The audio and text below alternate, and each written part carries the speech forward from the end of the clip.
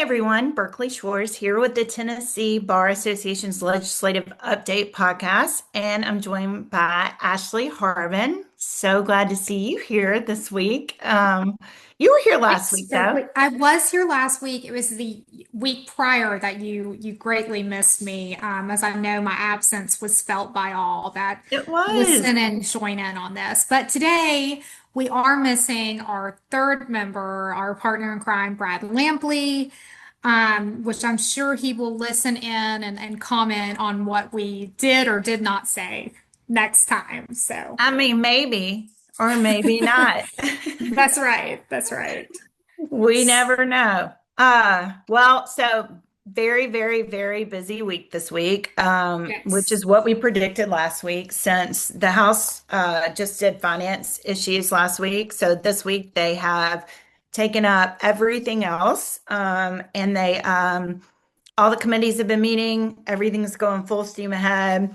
I mean, how many bills are on Senate Commerce? I feel like it's like over 100. It's a lot, right? And to your point, we had this unusual week last week where the House just had budget hearings, which they have not done that in a long time, Berkeley. So apparently they did that many, many years ago, where the House would just take on budget meetings. And so the House Speaker, Cameron Sexton, decided to try that this year. So while I felt like it was helpful for us last week because we only had to focus on bills in the Senate, Right. it definitely created a very hectic week this week. We are running off of a little sleep and a lot of caffeine. And so at this point, so we're recording this on a Thursday. Everyone will listen to this tomorrow, but today is when all the House calendars are dropped.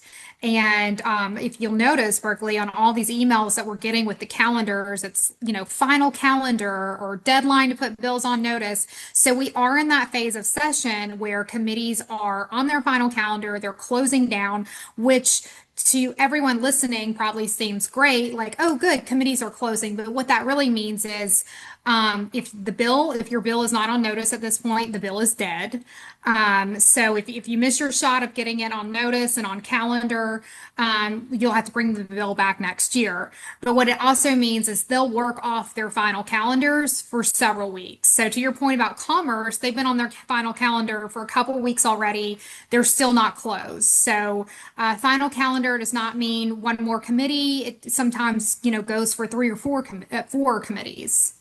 Exactly. It could last a month for sure. Yes, And yes. it also, and Senate Judiciary Committee, for example, they're meeting on Monday to take up members' bills because they can't get to them on Tuesdays when they normally meet. And they're meeting earlier on Tuesday to do the rest of the bills. So it's a lot. It also can be frustrating if you've been working and negotiating on language for a bill, with another party, and then you get timed out, and then it That's just right. kind of you have to decide whether you want to run the bill over that person's objections or if they're going to run the bill over your objections or what's going to happen. But it kind of sinks because there's not a lot of time to negotiate and sort out things like that, which can be frustrating when you've been working on something for a few weeks. But No, that's exactly right. Because you get to a point, which this happens with us on a lot of bills, even if it's not our bill, it may be where we have input on someone else's bill, which is a lot of what we do.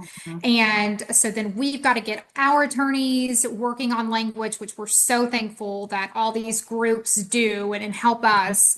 But then it's got to go back to that particular lobbyist who's running the bill. They've got to take it to their client. And it's a lot of back and forth, and it's not a quick process.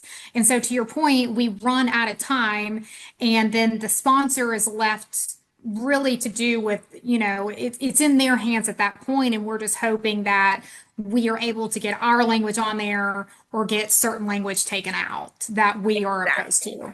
yes, and I know you and I were both at Cordell Hall today. We did not Yes, see we each were. other. We saw our cars.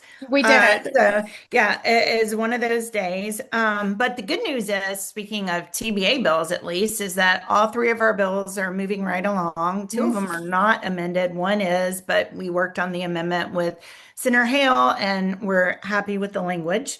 So let's see, we had our adoption bill and our family law bill passed Senate Judiciary Committee.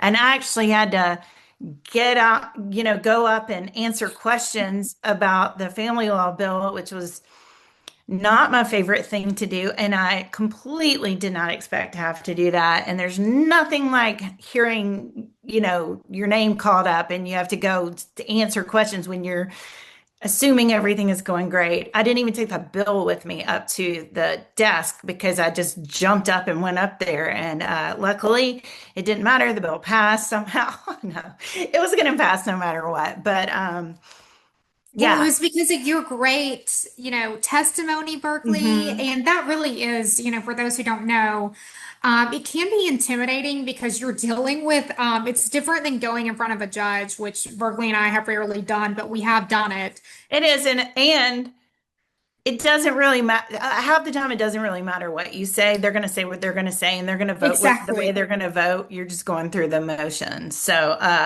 anyway, Senator Hale handled it all very well, and Senator Rose was chairing for Chairman Gardenhire. And anyway, it was what it was. Every year something. It's every week, isn't it? Something new. So, anyway, And I will say on that committee, what a great committee that we get to work with in Senate Judiciary. I just think, I think about John Stevens, oh, who is absolutely. just, incredible attorney.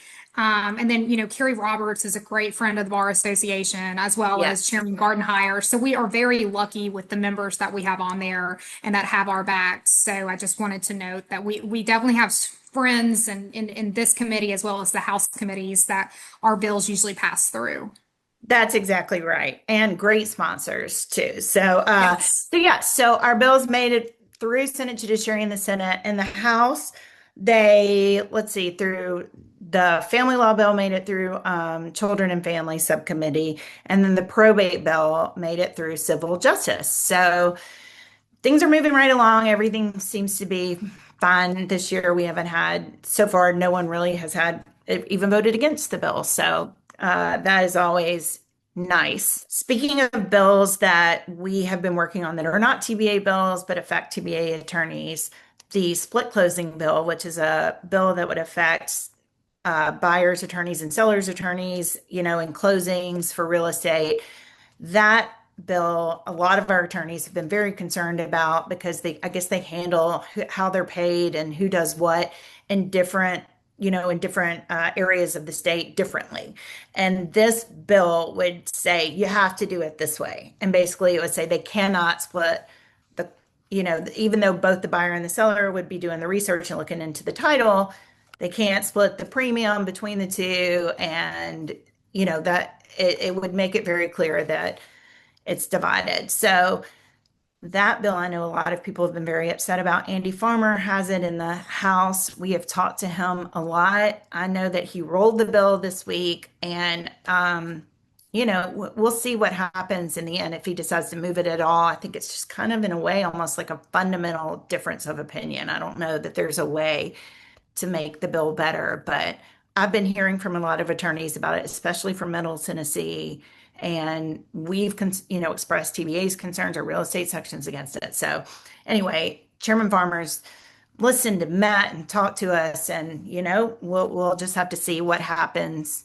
Another real estate bill that we've been working on that Chairman Farmer rolled because we're still talking about the language is HB 1970, SB 1985. That's the Tennessee Real Estate Consumer Fraud Bill.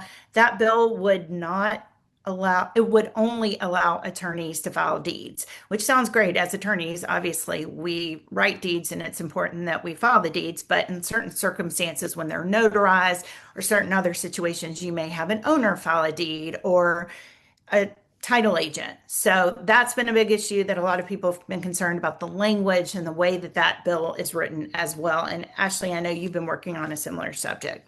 Yeah, so similarly, there is House Bill 1762, Senate Bill 1707, and it actually conflicts with the bill you just spoke about. So we have been working with the registers, the two of us and Joe Kirkland.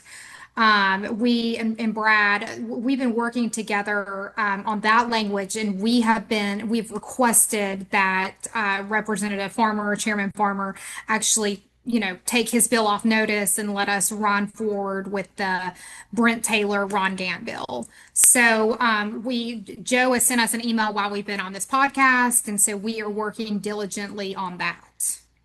Yes. So there are several other real estate bills moving Yes. right along. We will not make this the real estate legislative update, but there's a lot going on there. There's a lot, of family law bills, as always. I know one bill that's about to be amended to allow extrajudicial adoptions. A lot of our adoption attorneys are just really concerned with that concept, not having a judge present during an adoption and during a termination of parental rights. We're trying to work with the sponsors on the language. I know the judges have worked very closely with them as well because this is allowed in a lot of other states. And because of the way the law works, it's allowed in Tennessee because sometimes we follow laws of other states depending on, where the adoption started and what's going on. So we're just trying to get it, or the sponsors are trying to get it to where we can have it, but with the right rules and guardrails. But I don't know that the language is quite there yet, and we'll just have to kind of see where that goes. But that bill, in case you want the number, is HB 1263, SB 1238, and that was carried over from last year, too. So there are so many bills, Ashley, that we are Yes. working on. And I know Brad has been having conversations with the family law section and with other Yes. folks on several other bills. They've been going back and forth constantly. So we will keep you guys updated. It's just things change really quickly. They change And really quickly, and I did want to note one thing. So we do get amendments out as soon as we get them. Mhm. Unfortunately, the way it works is amendments have to be filed 24 hours before the committee, which means we don't get the amendments until 24 hours, sometimes even less than that, before the committee. Mhm. So it may seem like if you're in our sections and we're throwing amendments at you and we're like, we need an answer now, it's because we just got the amendment and it is a tight deadline. And so unfortunately, there's nothing we can do about it. A workaround is sometimes other lobbyists will give us a heads up, and they'll say, hey, you may be interested in this. That doesn't happen a lot. So a lot of times we are waiting until it's filed with the committee and it's open to the public. And that's the only time we can get the amendment. So I just want everyone to know, we're trying to get it out to you as soon as we can, but a lot of times we're not seeing it until 24 hours before the start of the committee. And especially with things moving so quickly this session, I know that even on our amendments, we don't get it. We're rushing to get the amendment finished with legal services to get Yeah. it introduced on time so it can be released 24 hours before. And I remember a time when there wasn't a 24-hour rule. So you would see the amendments basically during committee, for the Right. first time. That's So right. anyway, it's a lot to keep on top of, especially for all these sections, and they have their real jobs, and to expect people who, attorneys who are in court and, have all kinds of things going on, and we're like, we need to know this like yesterday. So we appreciate all the help on that. Well, I can't, as just like every week, can't get off without mentioning Day on the Hill. Registration's live. If you haven't registered, please do. You can go to the TBA website, and it's also been in TBA today. I know at least once this week, probably more. And that's on March 18th, which is 2 weeks away.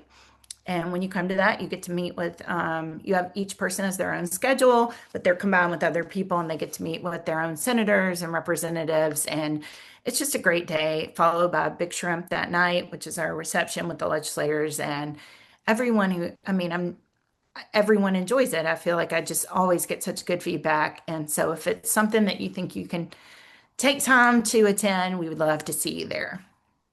That's right. That's It'll be here right. before we know it. So, I know. I can't yeah. believe it. 2 weeks is crazy. Okay. Well, I think that is everything. Can you think of anything else? I think that we have chaotically covered everything, but that's just where we are this That's our week. And brains right now. but thank you as always for listening in. Anything that the three of us can do, please don't hesitate to email us and let us know.